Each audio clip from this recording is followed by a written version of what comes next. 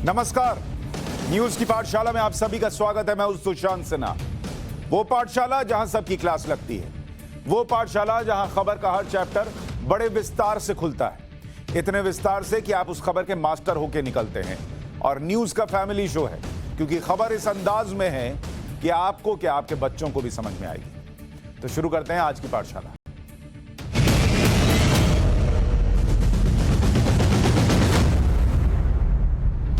सबसे पहले आपको बताऊं पाठशाला में आज आपके लिए क्या क्या लेकर आया हूं। सबसे पहले बात होगी यूक्रेन चैप्टर की। यूक्रेन से भारत आने की गारंटी ऑपरेशन गंगा, ये किस तरीके से पूरा किया जा रहा है और प्रधानमंत्री नरेंद्र मोदी खुद इस पूरे ऑपरेशन में एक्टिवली कैसे इन्वॉल्व होकर यह सुनिश्चित कर रहे हैं कि हर भारतीय वापस आए, उसका चैप्टर खोलूंगा। वॉर जोन में पीएम मोदी का महा मिशन कैसे काम कर रहा है, इसका जिक्र भी होगा। इसके अलावा जो दुनिया न कर सकी वो भारत ने कैसे किया, आपको यह भी बताऊंगा। युद्ध से विश्व युद्ध और फिर क्या परमाणु युद्ध, क्या इस तरफ बढ़ रहा है यूक्रेन और रशिया के बीच का यह पूरा विवाद। और पुतिन क्या न्यूक्लियर बटन दबाने वाले हैं, इसका भी जिक्र करूंगा, इसका चैप्टर भी खोलूंगा। और अगर एक एटम बम चला तो कितनी तबाही ला सकता है, आज आपको यह भी बताऊंगा। तो सबसे पहले पाठशाला में डिप्लोमेसी की क्लास।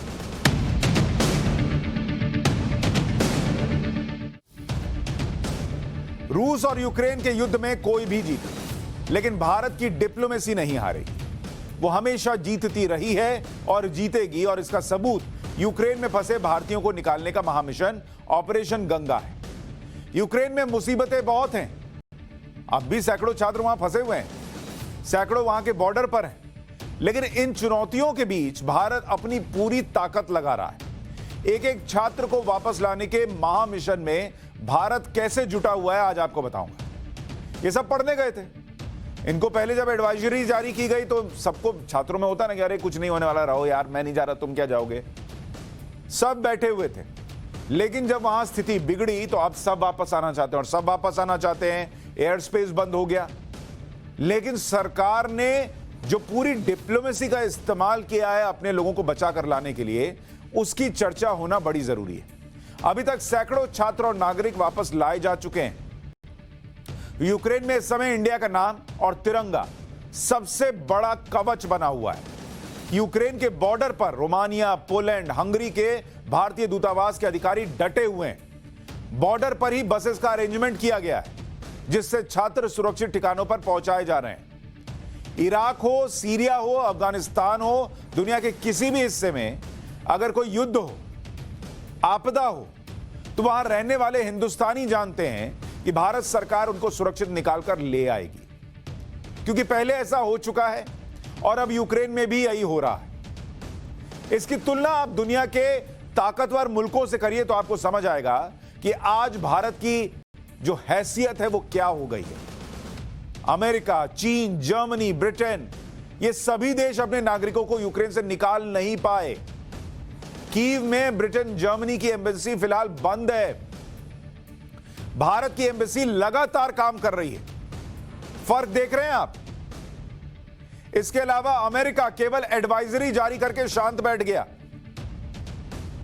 भारत ने एडवाइजरी भी जारी की और नागरिकों को निकालकर ला भी रहा है।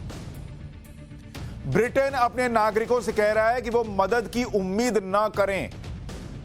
बड़े बड़े देश हैं, ताकत की कोई कमी नहीं है, लेकिन सुनिए अपने नागरिकों के लिए क्या सोचते हैं और क्या भाव रखते हैं कि मदद की उम्मीद मत रखो। भारत अपने नागरिकों को काउंसलर सपोर्ट भी दे रहा है, रुकने का इंतजाम भी करा रहा है। चीन ने फिलहाल अपने नागरिकों को निकालने का प्लान होल्ड कर दिया है। खतरे के बाद भी भारत अपने छात्रों और नागरिकों को निकाल रहा है, और सिर्फ निकाल नहीं रहा है, प्रधानमंत्री नरेंद्र मोदी खुद एक एक डिटेल पर नजर रख रहे हैं। और अब तो 4 मंत्रियों को कहा है कि आप भी जाइए और एक एक को लेकर आइए सुरक्षित। यूक्रेन में कब क्या हो जाए किसी को पता नहीं। किस दिशा से किस इमारत पर मिसाइल अटैक हो जाए किसी को पता नहीं, पता थोड़ी रहता है। और वो मिसाइल चलता है तो ऐसा थोड़ी देखकर चलता है कि इस बिल्डिंग में पाकिस्तान के लोग होंगे, हिंदुस्तान के होंगे, चीन के होंगे, ब्रिटेन के होंगे। लेकिन बरसते बमों के बीच यूक्रेन से भारतीयों को निकालना किसी चुनौती से कम नहीं था। मुश्किल वक्त में तिरंगा भारतीयों का कवच बन रहा है। जिन बसेस से भारतीय यूक्रेन के बॉर्डर पर पहुंच रहे हैं उसके आगे तिरंगा लगा है। बस में बैठे भारतीयों के हाथ में भी तिरंगा है।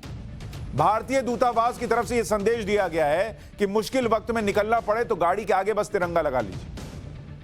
आप सोच रहे हैं, भारत के तिरंगे की ताकत को महसूस कीजिए, गर्व से महसूस कीजिए कि तिरंगा आगे लगा है।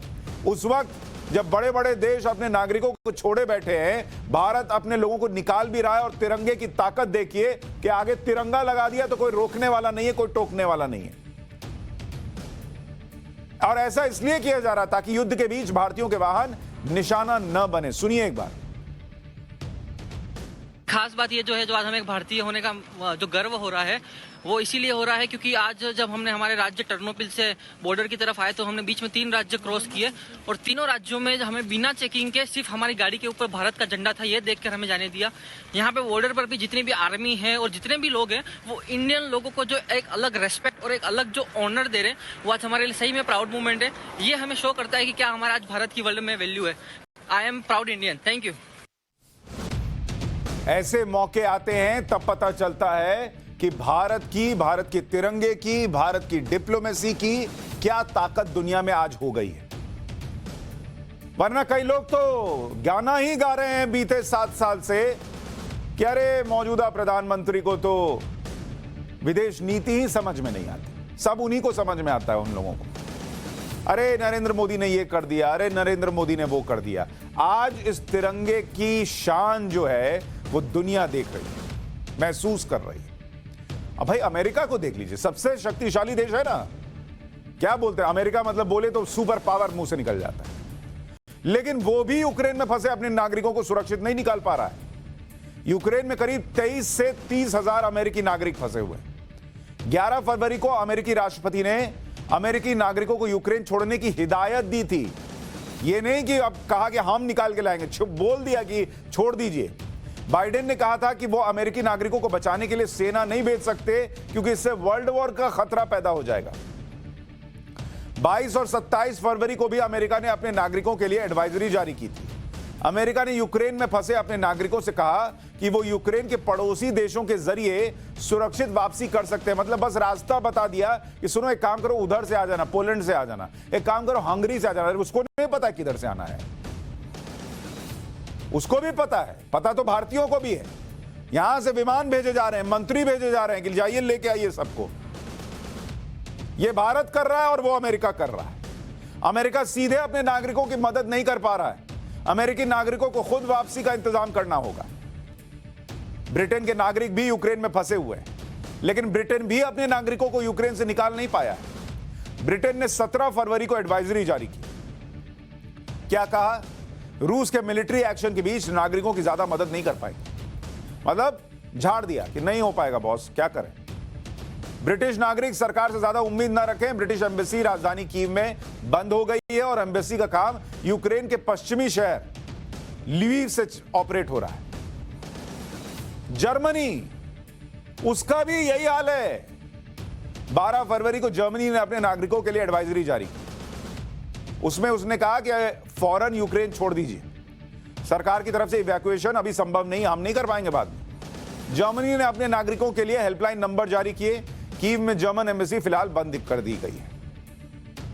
तो दुनिया क्या कर रही है अपने लोगों के लिए, और भारत कैसे अपने लोगों के लिए मिशन गंगा चला रहा है, कैसे विमान भेज रहा है, कैसे मंत्री भेज रहा है, कैसे हर संभव कोशिश कर रहा है डिप्लोमेसी के जरिए कि भारत के लोगों को निकाल लिया जाए। अमेरिका, ब्रिटेन, जर्मनी जैसे देश तो रूस यूक्रेन के युद्ध में यूक्रेन के पक्ष में हैं और रूस के खिलाफ हैं। इसके बावजूद वो यूक्रेन से अपने नागरिकों को निकाल नहीं पा रहे। यूक्रेन और रूस के मामले में चीन न्यूट्रल है। रूस के सैनिक से भी उससे कोई खतरा नहीं है, बावजूद इसके चीन भी अपने नागरिकों को निकाल नहीं पा रहा। यूक्रेन में चीन के लगभग 6000 नागरिक फंसे हुए हैं। 24 फरवरी को चीन ने कीव से अपने नागरिकों को निकालने के लिए फ्लाइट का ऐलान किया। नागरिकों से कहा कि वो पहचान के लिए चीन का झंडा गाड़ियों पर लगाएं। 26 फरवरी को चीन ने अपने नागरिकों से कहा कि वो अपनी पहचान न बताएं, चाइनीज झंडा न लगाएं। 27 फरवरी को यूक्रेन में चीनी राजदूत ने अपने नागरिकों को वीडियो संदेश दिया और संदेश में कहा कि फिलहाल हालात खतरनाक है, नागरिकों को निकालने के लिए सही नहीं है। राजदूत ने खुद के यूक्रेन छोड़कर निकल जाने की खबरों को गलत बताया और इसी बीच चीनी नागरिकों के साथ मारपीट और झगड़े की कई खबरें सामने आई। चीन के राजदूत ने अपने नागरिकों से कहा कि वे यूक्रेन के लोगों से झगड़ा न करें, शांति से रहें। प्रधानमंत्री मोदी पहले ही कह चुके हैं कि यूक्रेन में फंसे भारतीयों की सुरक्षित वतन वापसी उनकी प्राथमिकता है और इसके लिए मोदी सरकार लगातार कर रही है कोशिश। गुरुवार रात को प्रधानमंत्री मोदी पुतिन से बात कर चुके, शनिवार को यूक्रेन के राष्ट्रपति ज़ेलेंस्की से बात कर चुके। इसके अलावा प्रधानमंत्री मोदी यूक्रेन संकट पर लगातार हाई लेवल मीटिंग कर रहे हैं। गुरुवार को सुरक्षा मामलों की कैबिनेट समिति की बैठक हुई, सीसीएस की। रविवार को प्रधानमंत्री मोदी ने हाई लेवल मीटिंग की। सुबह पीएम आवास पर हाई लेवल मीटिंग हुई। फिर देर शाम को प्रधानमंत्री मोदी ने यूक्रेन के हालात पर विदेश मंत्री एस जयशंकर के साथ हाई लेवल मीटिंग की। उसमें केंद्रीय मंत्री ज्योतिरादित्य सिंधिया, हरदीप पुरी, वीके सिंह और किरण रिजिजू भी शामिल थे। हरदीप पुरी बाद में पहुंचे क्योंकि वो बाहर थे, शहर में नहीं थे। ऑपरेशन गंगा के एग्जीक्यूशन के लिए रोमानिया, हंगरी, पोलैंड और स्लोवाकिया भेजने का कार्यक्रम बना यहां पर मंत्रियों को। यूक्रेन के फंसे भारतीयों को सुरक्षित निकालने के लिए प्रधानमंत्री मोदी ने 4 मंत्रियों को जिम्मा सौंपा है। ये मंत्री यूक्रेन के पड़ोसी देशों में जाएंगे और भारतीयों की सुरक्षित वापसी के लिए जो अभियान चल रहा है उस पर नजर रखेंगे। भाई मंत्री वहां रहेंगे तो कोई भी एक्शन लेना है, कोई काम करना है, कोई परमिशन लेनी है, अब यहां फोन कीजिएगा, पूछिएगा, मंत्री को बोला गया जाइए और लेके आइए। वहां उनके पास अथॉरिटी है, यहां करिए ना। मंत्री लेवल पे भी बातचीत कीजिए और लेकर आइए लोगों को। एविएशन मिनिस्टर ज्योतिरादित्य सिंधिया को लगा दिया गया है।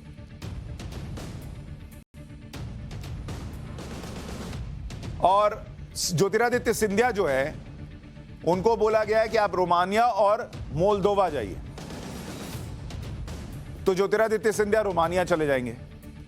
इसके बाद केंद्रीय मंत्री किरण रिजिजू हैं, इनको भी जिम्मा सौंप दिया गया है। कौन कहां जा रहा है वो देख लीजिए। ज्योतिरादित्य सिंधिया वो जा रहे हैं रोमानिया, किरण रिजिजू अगले हैं, उनको भेजा जा रहा है स्लोवाकिया, ये भी यूक्रेन का पड़ोसी देश है। फिर केंद्रीय मंत्री हरदीप पुरी हैं, ये हंगरी जा रहे हैं। और VK Singh, general VK Singh जो हैं, उन्हें पोलैंड भेजा जा रहा है कि आप पोलैंड चले जाइए और वहां से लोगों को निकाल कर लाइए। अब आपको बताता हूं कि यह जिम्मेदारी तो इन लोगों को दे दी गई, लेकिन यूक्रेन में फंसे भारतीयों को कैसे वॉर जोन से निकाला जा रहा है, इसके लिए चल रहे ऑपरेशन गंगा के 2 चरण हैं। पहला चरण भारतीयों को यूक्रेन बॉर्डर से पड़ोसी देशों तक सुरक्षित लेकर आना कि पहले बॉर्डर पार करा लो। अब यूक्रेन में गोलीबारी चल रही है, वहां से बीच में उठा के थोड़ी लाएगा, पहले सबको बॉर्डर पार कराओ, सुरक्षित जगह पर लाओ। तो वो मिशन चल रहा है। दूसरा चरण है यूक्रेन से लगे देशों से स्पेशल फ्लाइट के जरिए वतन वापसी कराना, जिसके लिए अब ये मंत्री भी जा रहे हैं और पहले भी फ्लाइट्स आई हैं। पहले चरण को समझने के लिए आपको यूक्रेन की जियोग्राफी समझनी होगी। यूक्रेन के जो पड़ोसी देश हैं उनको आपको समझना होगा। यूक्रेन के दरअसल जो पड़ोसी देश हैं वो 7 हैं। रूस, जिससे भिड़ंत चल रही है, फिर Belarus, Romania, Poland, Hungary, Moldova और स्लोवाकिया। रूस और बेलारूस को छोड़कर भारतीय यूक्रेन के बॉर्डर से बाकी देशों तक पहुंच रहे हैं। यहीं पर आसपास जहां मिले फान जाइए, मतलब ऐसे दौड़ के मत फान जाइए, व्यवस्था की जा रही है कि आप इधर आ जाइए। रोमानिया के बुखारेस्ट और हंगरी के बुडापेस्ट से स्पेशल फ्लाइट संचालित हो रही है। तो ये अगर आप देखेंगे मैप आपको समझ में आएगा। यहां यूक्रेन हो गया, अब इधर आप रूस में तो घुसेंगे नहीं, यहां तो चल ही रहा है विवाद। तो इधर आपका सटा हुआ पोलैंड हो गया, स्लोवाकिया हो गया, हंगरी हो गया, ये सब लगे हुए हैं। तो ये हरा वाला हिस्सा आप देख रहे हैं, ये आपका यूक्रेन है और ये बॉर्डर लगा हुआ है। तो स्लोवाकिया आ जाओ, यहां से उठा लेंगे तुमको। हंगरी आ जाओ, यहां से उठा लेंगे तुमको। पोलैंड आ जाओ, यहां से निकाल लेंगे तुमको। बेलारूस जो है वो ये बगल में आ गया, यहां से निकाल लेंगे तुमको, आ जाओ। ये आप देख रहे हैं, ये पीला वाला हिस्सा जो है बिल्कुल सटा हुआ, ये मोल्दोवा है और ये रोमानिया हो गया। तो ये वो सारी जगह है जहां से लोगों को निकाला जा रहा है। स्पेशल फ्लाइट संचालित हो रही है। यूक्रेन में फंसे भारतीयों के लिए इन शहरों तक पहुंचना बहुत आसान नहीं है। यूक्रेन की राजधानी कीव से रोमानिया बॉर्डर की दूरी करीब 600 किलोमीटर है। इस दूरी को तय करने में 8 से 11 घंटे लग रहे हैं। फिर रोमानिया बॉर्डर से बुखारेस्ट पहुंचने के लिए 500 किलोमीटर का सफर सड़क से मार्ग से तय करना पड़ रहा है, जिसमें 7 से 9 घंटे लग जा रहे हैं। इसी तरह कीव से हंगरी के बॉर्डर की दूरी 820 किलोमीटर है, जहां पहुंचने में 12 से 13 घंटे लगते हैं। ऑपरेशन गंगा के पहले चरण में जब भारतीयों का दल यूक्रेन से सुरक्षित निकल आता है, तब ऑपरेशन का दूसरा पार्ट शुरू होता है। मतलब यूक्रेन के पड़ोसी देशों से स्पेशल फ्लाइट के जरिए इनको वापस लेकर आना। अब तक एयर इंडिया की 5 फ्लाइट से 1156 भारतीयों की वतन वापसी हो चुकी है। 240 भारतीयों को लेकर स्पाइस जेट की फ्लाइट हंगरी से आज शाम दिल्ली पहुंच रही है। फिलहाल यूक्रेन में करीब 14,000 भारतीय फंसे हुए हैं। देश के नागरिकों की वापसी का सारा खर्च भी भारत सरकार उठा रही है। यूक्रेन से रेस्क्यू ऑपरेशन चलाने के लिए सरकार ने ट्विटर पर ऑपरेशन गंगा हेल्पलाइन भी शुरू की है। पड़ोसी देशों में हेल्प सेंटर बनाए गए हैं। हेल्पलाइन नंबर जारी किया गया है। पड़ोसी देशों के बॉर्डर पर भारतीयों के लिए विशेष बस का भी इंतजाम है। 24 फरवरी से यूक्रेन का एयर स्पेस बंद है। 26 फरवरी यानी शनिवार से ऑपरेशन गंगा जारी है और यूक्रेन में जो भारतीय फंसे हुए हैं उन्हें यूक्रेन बॉर्डर से दूसरे देश पहुंच रहे हैं, जहां से उन्हें स्पेशल फ्लाइट के जरिए लाया जा रहा है।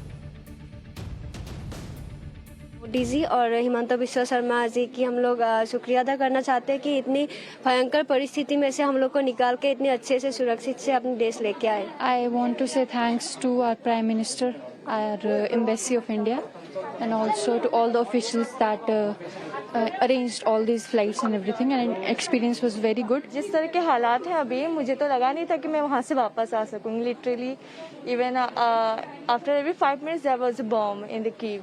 And हम जो प्लेस में थे उस रोज वहाँ पे तो ऐसे कुछ था नहीं बॉम्ब ब्लास्ट वाला scene. But thanks to Indian government and Indian embassy की वो हमारे लिए फाइट ऐसे फ्री ऑफ कॉस्ट हमें लाई है और हम तो बहुत खुश हैं. Thank you. अब आप सोचिए, छात्र खुद कह रहे हैं कि उन्होंने तो उम्मीद ही छोड़ दी थी कि वहां से निकल पाएंगे, लेकिन भारत की सरकार ने कोशिश की और लोगों को लेकर आ रहे हैं। भारतीय विदेश मंत्रालय ने यूक्रेन में फंसे छात्रों से कहा है कि वो सीधे बॉर्डर की तरफ मत जाइए, दूतावास के अधिकारियों के संपर्क में रहिए, बॉर्डर के आसपास किसी इलाके में रुकें, वहां इंतजाम किया जा रहा है। स्टूडेंट्स हैं, इंडियंस हैं कि आपको एडवाइजरी दी गई कि आप वेस्टर्न यूक्रेन में जाएं, पर मैं ये कहना चाहता हूं, आपसे अनुरोध करना चाहता हूं कि आप जब जाएंगे आप वहां पे डायरेक्टली बॉर्डर में ना जाएं. आप अगर बॉर्डर में जाएंगे तो वहां बहुत बड़ी भीड़ है, आपको बहुत समय लगेगा. आपने पोलैंड में भी देखा था, आप अभी रोमानिया में देख रहे हैं, बॉर्डर क्रॉसिंग में बहुत समय लगता है, ठंड में रुकना पड़ेगा. हम अनुरोध यही करेंगे कि आप कोई नियर बाई शहर में जाइए, आसपास के वहां गांव तो नहीं, शहर में कहीं अगर आपको वहां रहे, बंदोबस्त हो रही है, कुछ हमारी टीम वहां कोऑर्डिनेट कर रही है, पर आपके यूनिवर्सिटी वगैरह भी कर रहे होंगे, वहां रुके, हमारी टीम आपको हेल्प करेगी. बिल्कुल पैनिक न कीजिए, इनफ फ्लाइट्स हैं. यानी थोड़ा पेशेंस तो रखना पड़ेगा. जब मौका था निकलने का तब सबको लग रहा था अरे जाने की क्या जरूरत है, निकले नहीं. अब सबको एक साथ आना है तो वो भी इतना जल्दी संभव नहीं है. तो संयम रखिए, धैर्य रखिए और जैसे बाकी लौटे हैं वैसे आप भी लौटेंगे, ये विश्वास रखिए. इस बीच बड़ी खबर यह आ रही है कि पुतिन ने मैक्रों के सामने 3 बड़ी शर्तें रखी. पहली शर्त, क्रीमिया पर रूसी प्रभुत्व को मान्यता दी जाए. दूसरी शर्त यह कि यूक्रेन का विसैन्यीकरण हो और तीसरी शर्त यह है कि यूक्रेन पक्षधर नहीं बल्कि तटस्थ रहे.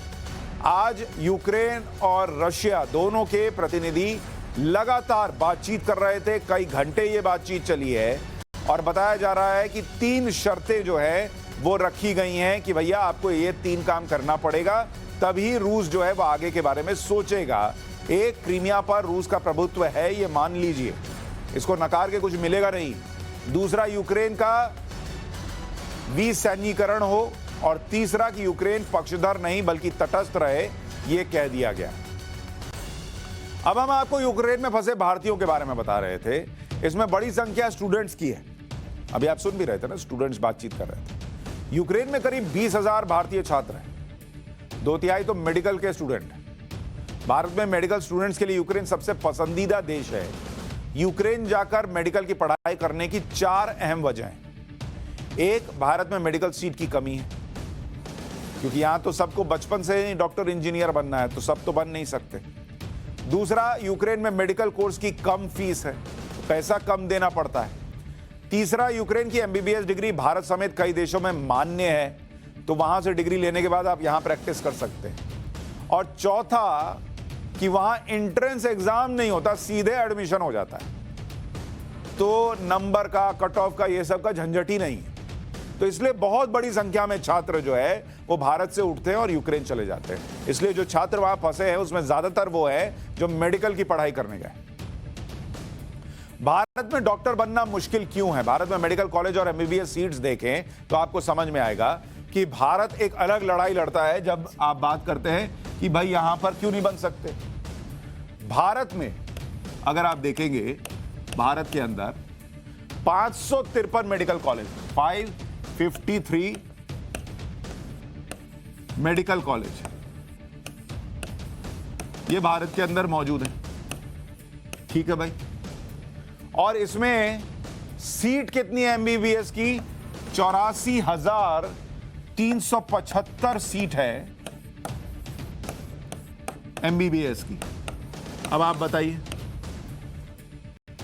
100 करोड़, 130 करोड़ से ज्यादा की आबादी वाले देश में 84,375 सीट है और 284 सरकारी मेडिकल कॉलेज हैं। तो वहां की अगर आप सीट भी मिला लीजिए, जो सरकारी मेडिकल कॉलेज है उनकी, तो वहां पर करीब करीब है 43,310 सीट। 269 प्राइवेट मेडिकल कॉलेज है, 269 प्राइवेट।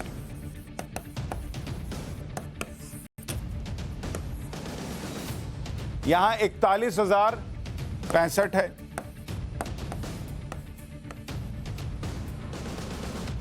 नीट के तहत एडमिशन मिलता है, ये मिला दीजिए और ये मिला दीजिए। 2021 में नीट एग्जाम में 16 लाख से ज्यादा छात्र शामिल हुए थे। अब बताइए, सीट है 1,80,000 इस तरीके से, और छात्र शामिल हो रहे हैं 16 लाख, तो कैसे मामला जमेगा? तो लोग यूक्रेन चले जाते हैं, एडमिशन के लिए कोई टेस्ट ही नहीं देना है, सीधा एडमिशन लीजिए।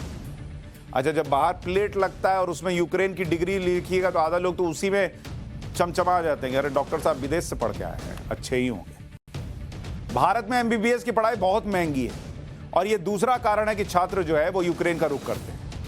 भारत में प्राइवेट कॉलेज में एमबीबीएस कोर्स की फीस जो है वो 5 साल का कोर्स है।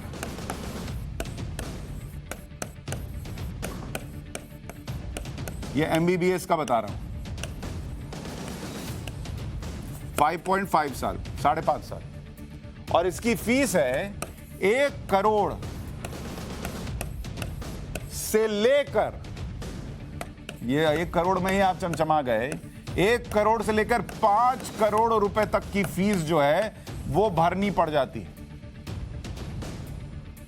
4.5 साल आप पढ़ाई करते हैं, 4.5 साल प्लस 1 ईयर जो आप हॉस्पिटल में इंटर्नशिप करते हैं। यूक्रेन में एमबीबीएस की पढ़ाई, ये भारत का आपको बताया। और अगर आप यूक्रेन में एमबीबीएस की पढ़ाई कीजिएगा, यहां 5 साल 8 महीने का कोर्स है, तो थोड़ा समय ज्यादा लगता है, लेकिन पैसा कितना लगता है? 30 लाख से 60 लाख रुपया। तो सीधे सीधे आप देखिए, कहां 1 करोड़ से 5 करोड़ और कहां 30 लाख से 60 लाख। मतलब अगर 1 करोड़ बेस भी मानिए और 30 लाख इधर मानिए तो 70 लाख की सीधे सीधे बचत हो जाती है। दूसरा, यहां एडमिशन मुश्किल से है, वहां एडमिशन आसानी से है। तीसरा, छात्रों को यह भी लगता है कि विदेश में पढ़ रहे हैं, आसपास घूमने जा रहे हैं, वो सब होता है। उस उम्र में मजा तो थोड़ा सा आता ही है, एक्सपोजर अलग मिलता है। तो ये सारी चीजें रखकर दिमाग में बहुत सारे छात्र यूक्रेन निकल जाते हैं। अब उन्हीं को लौटना है जिनके लिए विमान जा रहा है। विदेश में पढ़ाई करने पर एक रिस्क ये होता है कि वहां की डिग्री भारत में या कितने देशों में मान्य हो। यूक्रेन के साथ ये खतरा नहीं है। यूक्रेन की एमबीबीएस डिग्री भारत में मान्य है। नेशनल मेडिकल कमीशन ने मान्यता दी हुई है। WHO से भी यूक्रेन की एमबीबीएस की डिग्री को मान्यता मिली हुई है। यूक्रेन या किसी भी देश से एमबीबीएस करने के बाद भारत में प्रैक्टिस करने के लिए कुछ नियम है। जैसे नेशनल मेडिकल कमीशन के मुताबिक पहले तो 1 साल तक किसी अस्पताल में इंटर्नशिप करना ही होगा। उसके बाद फॉरेन मेडिकल ग्रेजुएट एग्जाम देना होगा। उसमें पास होने के बाद ही मेडिकल प्रैक्टिस का लाइसेंस मिल पाएगा।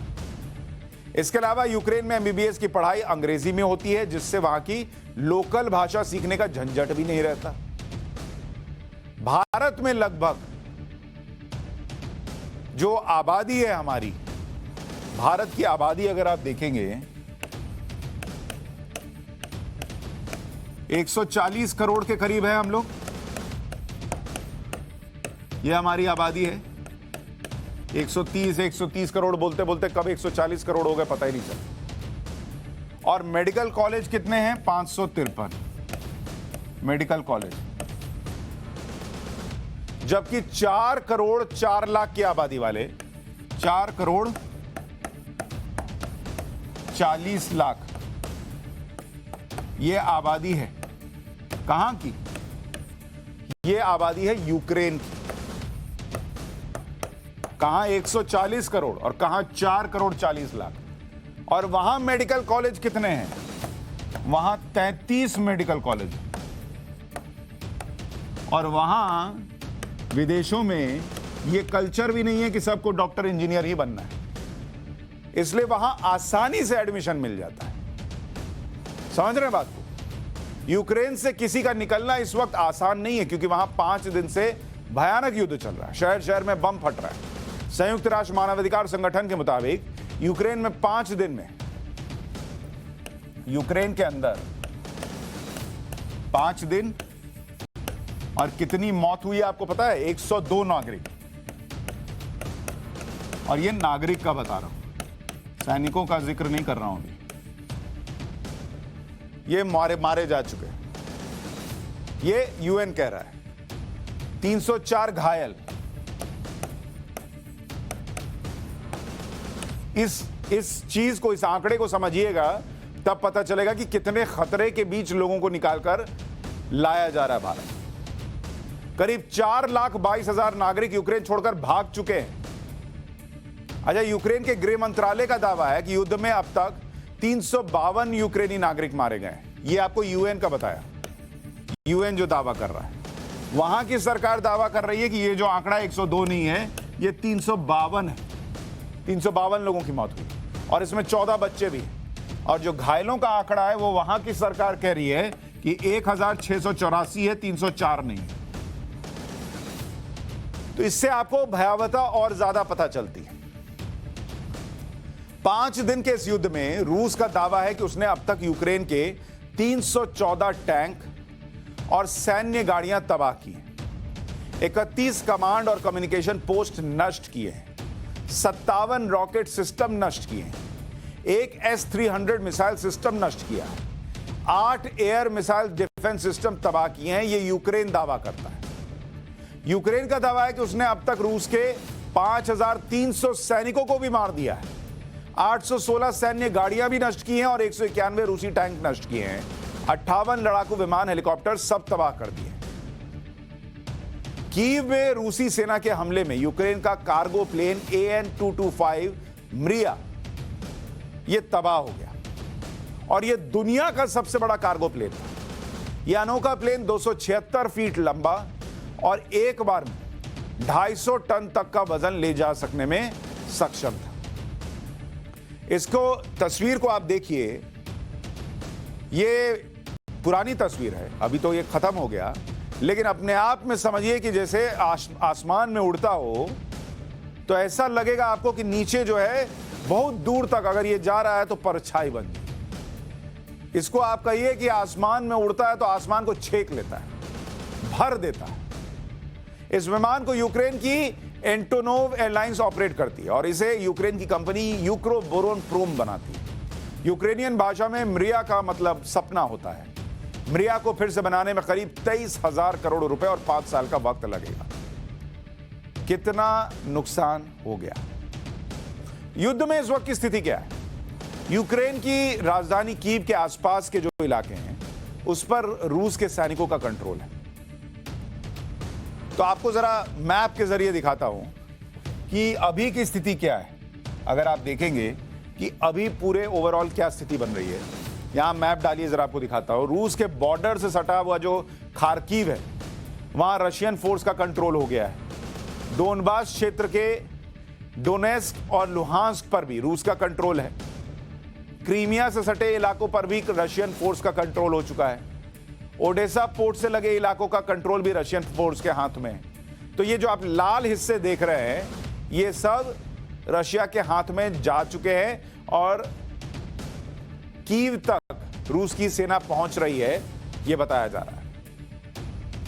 यूक्रेन के इलाकों पर रशियन फोर्सेस का कंट्रोल होता जा रहा है और इसके बाद भी यूक्रेन के लोगों के हौसले कम नहीं हो रहे। रूसी सैनिकों के सामने भी यूक्रेन के लोग निडर होकर नेशनल एंथम गा रहे हैं। यह वीडियो यूक्रेन के बर्डियांस्क इलाके का है, जहां पर रूसी फौज के कंट्रोल में है इलाका। यहां रशियन सैनिकों को बख्तरबंद गाड़ियों के सामने यूक्रेनियन अपना राष्ट्रगान गा रहे हैं, उसकी तस्वीर है ये।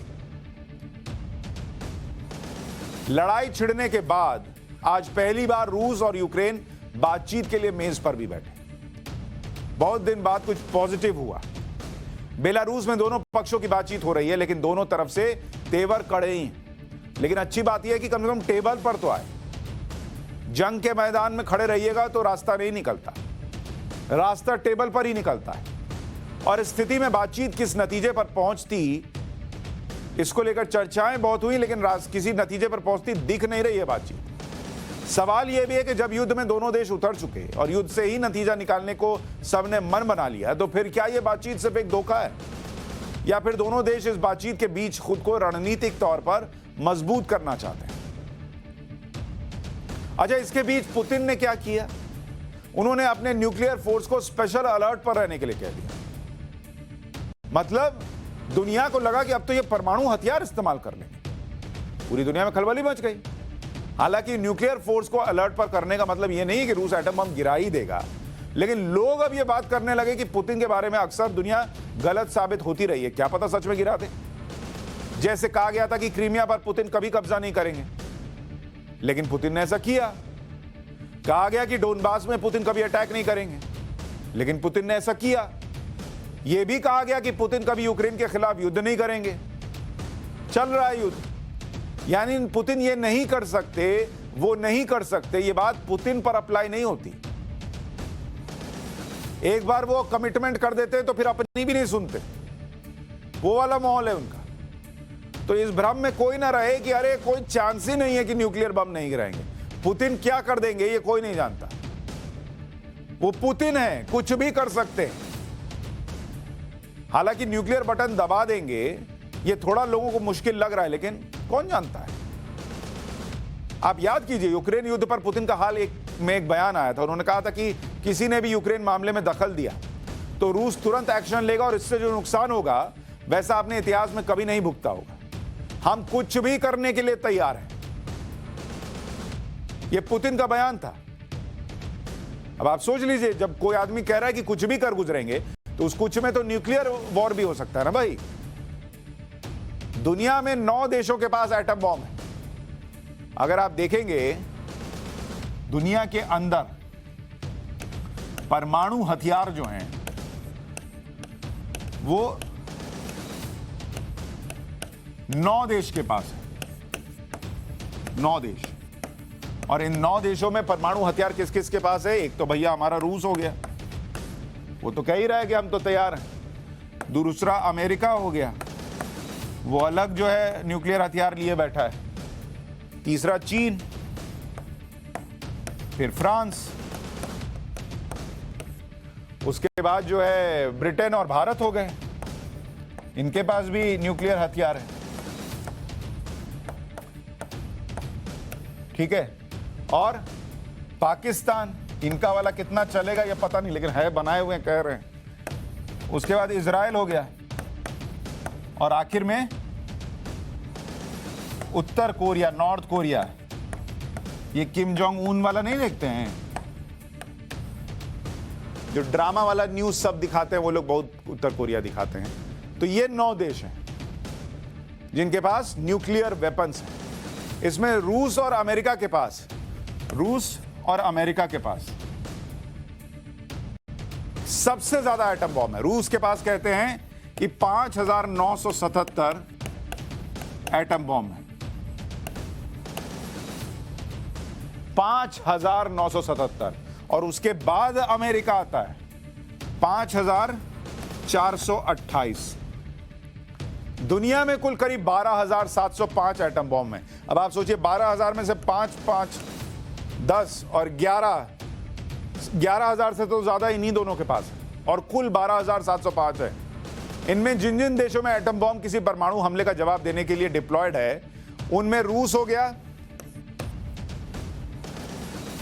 तैनात, मतलब जो कि जब बोलिए तब गिरा देंगे वाला हिसाब। कितना किसके पास है? रूस के पास 1588 ऐसे एटम बॉम्ब हैं जो कि तैनात है, फोड़ देंगे अभी।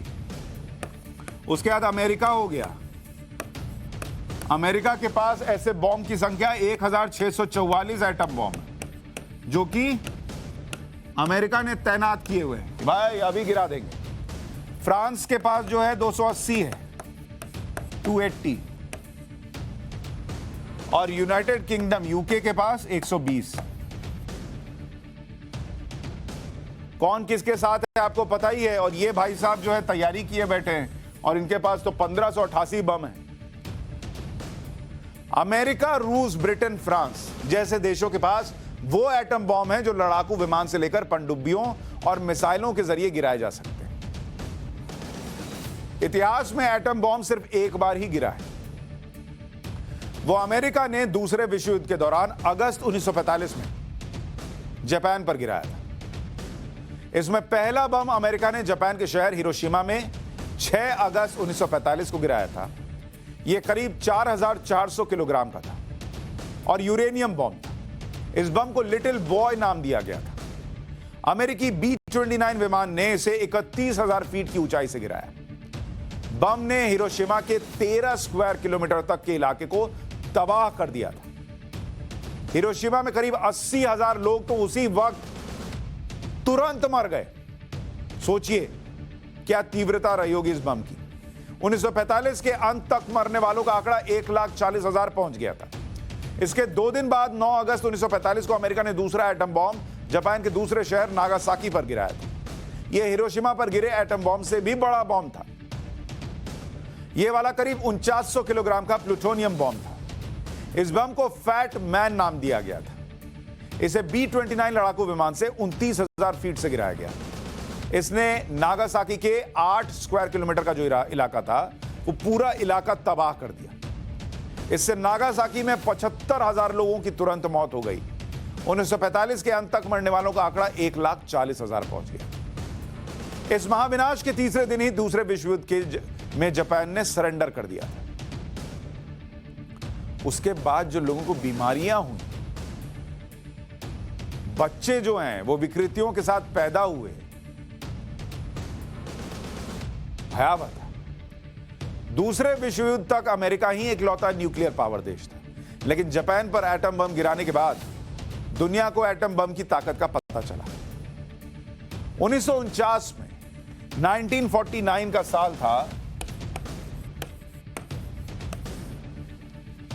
अगर आप देखने बैठिएगा 1945 में अमेरिका ने बम गिराया,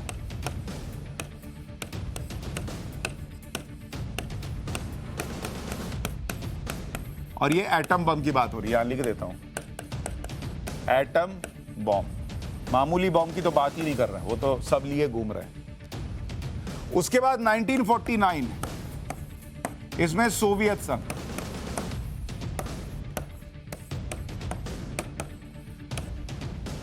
इन्होंने पहला न्यूक्लियर टेस्ट किया, मतलब इन्होंने भी बना लिया न्यूक्लियर। उसके बाद 1952 ब्रिटेन ने कहा हम क्यों पीछे रहेंगे, हम भी बनाएंगे भैया, इन्होंने बना लिया। 1960 फ्रांस ने बना लिया, उन्होंने कहा हम भी क्यों पीछे रहेंगे। सबको धीरे धीरे समझ में आ गया कि बचने का तरीका यह है कि खुद भी बम बना लो। सामने वाले को जब पता रहेगा कि यह भी पलट के यही काम कर सकता है तो वो चुप रहेगा।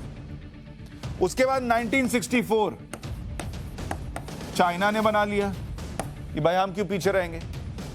1974 में इंडिया ने पहला टेस्ट किया, पहला टेस्ट,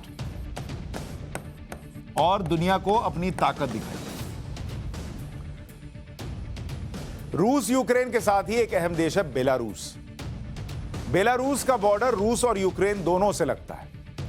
अब आप याद कीजिए कि यूक्रेन पर हमले से पहले बेलारूस में ही रूस की सेना ने बड़ा सैन्य अभ्यास किया था। बेलारूस का जिक्र इसलिए क्योंकि यहां एक बड़ी घटना हुई है। यूक्रेन युद्ध के बीच बेलारूस ने अपनी गैर परमाणु और तटस्थ नीति को छोड़ दिया। बेलारूस ने रविवार को इसको लेकर जनमत संग्रह तक करा लिया और जनमत संग्रह में 65% लोगों ने गैर परमाणु स्टेटस को खत्म करने के पक्ष में वोट दिया।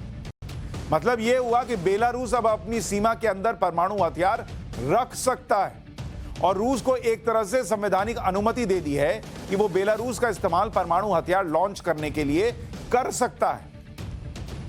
बेलारूस वो देश है जिसने सोवियत संघ के विभाजन के बाद उसके परमाणु हथियार रूस को दे दिए थे। अब बेलारूस के राष्ट्रपति ने कहा है कि वो रूस से कहेंगे कि सोवियत संघ के विभाजन के बाद जो एटम बॉम्ब उसने रूस को दिए थे वो रूस वापस कर दे। यानी अपने दोस्त बेलारूस के जरिए पुतिन यूक्रेन और यूरोप को एक तरह से परमाणु की धमकी दे रहे हैं। अगर बेलारूस फिर से परमाणु हथियार बनाता है या चाहता है कि मिल जाए तो फिर दक्षिण कोरिया ऐसा क्यों नहीं करना चाहेगा। जब उसका पड़ोसी दुश्मन उत्तर कोरिया परमाणु हथियार से लैस है तो वैसे तो दक्षिण कोरिया की न्यूक्लियर सुरक्षा अमेरिका की गारंटी है कि हम गारंटी लेते हैं, लेकिन अमेरिका की गारंटी और दोस्ती पे कौन भरोसा कर सकता है। अमेरिका की दोस्ती चीन वाला माल है, कितने दिन चलेगी पता नहीं। कुल मिलाकर हथियारों की नई रेस दुनिया में शुरू होने वाली है क्योंकि सबको समझ में आ गया कि इस यूक्रेन ने बड़ी गलती की थी परमाणु हथियार वापस करके और आज भुगत रहा है। तो अब जिन जिन देशों के पास सैन्य शक्ति कम है वो अपनी सैन्य शक्ति बढ़ाना चाहेंगे। यूक्रेन पर हमला करके पुतिन ने बड़ा रिस्क लिया है और इसमें कई दुश्मन बन गए, नए दुश्मन बन गए, क्योंकि जो देश न्यूट्रल समझे जाते थे वो भी अब इस युद्ध में कूदने के लिए तैयार दिख रहे हैं। जैसे स्वीडन कभी किसी युद्ध में शामिल नहीं हुआ, किसी देश को हथियार नहीं भेजता युद्ध में। स्वीडन ने यूक्रेन को 5000 एंटी टैंक लॉन्चर और दूसरे उपकरण भेजने का ऐलान किया। जर्मनी ने भी युद्धग्रस्त इलाकों में सैन्य हथियार उपकरण न भेजने की नीति को बदल दिया। जर्मनी ने कहा है कि वो 1000 एंटी टैंक हथियार और 500 स्ट्रिंगर मिसाइल का स्टॉक यूक्रेन भेज रहा है। अब तक सैन्य खर्चे को कम रखने की वकालत करने वाली जर्मनी ने अब कहा है कि वो जीडीपी का 2% हिस्सा रक्षा बजट पर खर्च करेगा। यूक्रेन युद्ध को लेकर कई बुनियादी सवाल आपके मन में आ रहे होंगे, जैसे जो लोग बम शेल्टर में हैं या शहर में फंसे हैं उन्हें कैसे खाना पीना मिल रहा होगा। दरअसल युद्ध के हालात में कीव में रात को कर्फ्यू लग जाता है। सुबह जब यह कर्फ्यू हटाया जाता है, एयर अटैक का सायरन बंद होता है, तो बॉम्ब शेल्टर या बंकर में रहने वाले लोग अपने लिए खाने पीने का सामान लेने के लिए बाहर निकलते हैं और अगर दुकानें खुली होती हैं तो सामान मिल जाता है। इसके अलावा स्थानीय लोग भी एक दूसरे की मदद कर रहे हैं, कुछ इंटरनेशनल ऑर्गेनाइजेशन भी लोगों की मदद कर रहे हैं। लेकिन अगर कर्फ्यू लंबा चला तो खाने और पीने के सामान की कमी होने लगती है। अभी तो किसी तरह से काम चल रहा है, लेकिन अगर युद्ध लंबा खिंचा तो खाने पीने का संकट भी पैदा हो जाएगा। अच्छा, एक और सवाल आपके मन में भी आ रहा होगा कि यूक्रेन को जीतने से रूस को वक्त क्यों लग रहा है। लोगों को लग रहा है कि भाई ये रूस तो बहुत तेजी से घुस रहा था, अब टाइम क्यों लग रहा है। क्योंकि पहले कहा जा रहा था कि कीव पर कंट्रोल हासिल करने में रशियन फोर्सेस को कोई दिक्कत ही नहीं होगी, लेकिन युद्ध के 5वें दिन तक हालात बदल गए। रूस की सेना अभी भी कीव के सेंटर से 30 किलोमीटर दूर है रिपोर्ट्स अब आ रही हैं कि रशियन आर्मी के काफिले का फ्यूल खत्म हो रहा है। रूसी सैनिकों के अंदर लड़ने की इच्छा पहले जैसी नहीं रही। इसके अलावा यूक्रेन की सेना और नागरिक पूरी ताकत से रूसी फौज के सामने खड़े। वॉर जोन में रशियन फोर्स का डिप्लॉयमेंट बढ़ रहा है, लेकिन अब उनकी रफ्तार पहले की तुलना में कम हो रही है।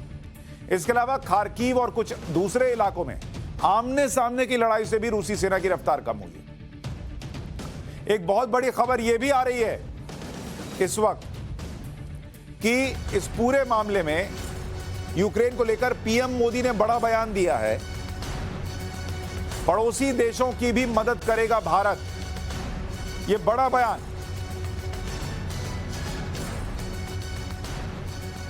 यानी भारतीय प्रधानमंत्री ने कहा है कि हम अपने नागरिकों को तो निकालेंगे ही, दूसरे देशों के नागरिकों को भी बचाकर निकालेंगे। अभी थोड़ी देर पहले मैं आपको समझा रहा था कि कैसे भारत की सरकार ने जो मिशन गंगा लॉन्च किया है उसकी अहमियत आपको समझनी होगी कि अमेरिका से लेकर चीन तक, जर्मनी तक अपने लोगों को बचाकर निकाल नहीं पा रहे। उस वक्त में चाइना तक नहीं निकाल पा रहा। भारतीय प्रधानमंत्री नरेंद्र मोदी ने कहा है कि हम अपने लोगों को तो बचाकर निकालेंगे ही, और जिसको जरूरत है बता दो, तुम लोग को भी निकाल के ले आएंगे। हमारे सहयोगी फोन लाइन पर जुड़ रहे हैं अमित कुमार। अमित, क्या जानकारी है, क्या यह फैसला क्यों लिया गया है और यह कैसे अंजाम दिया जाएगा?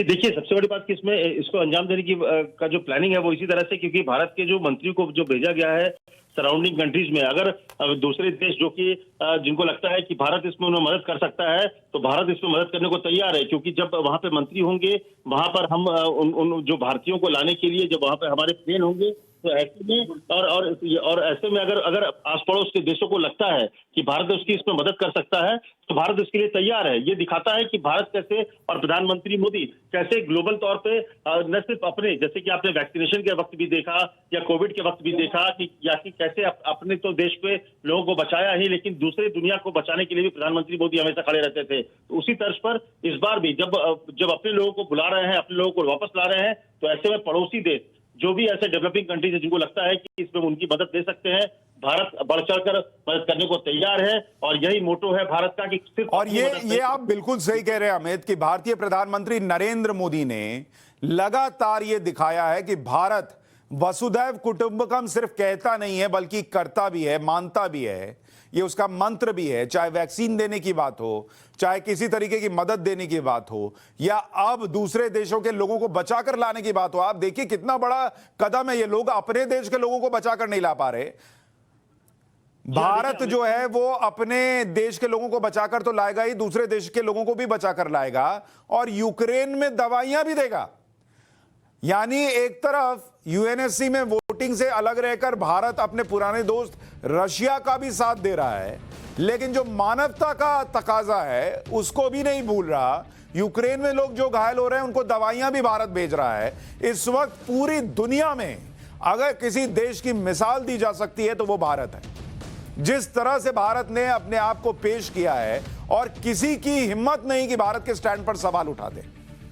भारत ने अगर यूएनएससी में वोट नहीं किया, अगर वो रशिया का साथ देता दिखा, डिप्लोमेसी में ऐसे ही होता है, तो अमेरिका भी नहीं बोल पाया। वो कह रहा है कि भाई हमें भारत और रूस के रिश्ते कैसे हैं वो हमें पता है, इसलिए हम उसमें कुछ नहीं बोल सकते। हमारे और रूस के रिश्ते अलग हैं और भारत और रूस के रिश्ते अलग है। ये भारत की स्वीकार्यता दुनिया में बढ़ गई है। क्यों? क्योंकि भारत हमेशा ये लगातार साबित कर रहा है प्रधानमंत्री नरेंद्र मोदी के नेतृत्व में कि भारत बड़े भाई की भूमिका में, भारत जिम्मेदारी लेने की भूमिका में है।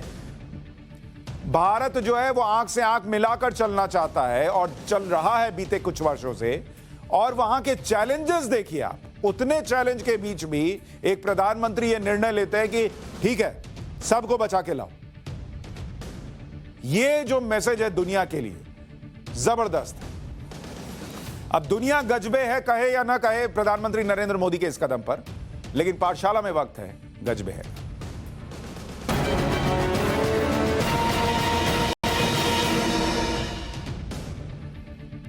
गजबे है में आज आपको हैरान करने वाली एक तस्वीर दिखाता हूं। बच्ची की तस्वीर है ये, इसे देखिए। खेलते खेलते 8 साल की बच्ची कहां चली गई। तस्वीर दिल्ली के निर्माण विहार मेट्रो स्टेशन की है। सीढ़ियों पर लगी ग्रिल के सहारे ये बच्ची लगभग 25 फीट ऊपर चली गई। अगर बच्ची का हाथ फिसल जाता तो कुछ भी हो सकता था, लेकिन मुश्किल के वक्त में हर बार की तरह जवान सामने आए और बच्ची को बचा लिया। मेट्रो स्टेशन पर तैनात सीआईएसएफ की क्विक रिस्पांस टीम के जवान ने इस बच्ची को सुरक्षित नीचे उतार लिया। इस वीडियो में एक सबक भी है, बच्चों से नजर मत हटाइए, नजर हटी दुर्घटना घटी वाली हालत है। उनको बच्चों को थोड़ी समझ में आ रहा है क्या गलती कर रहा है। देखिए कैसे चढ़ते चढ़ते वो कहां चली गई थी। इस तस्वीर को देखिए।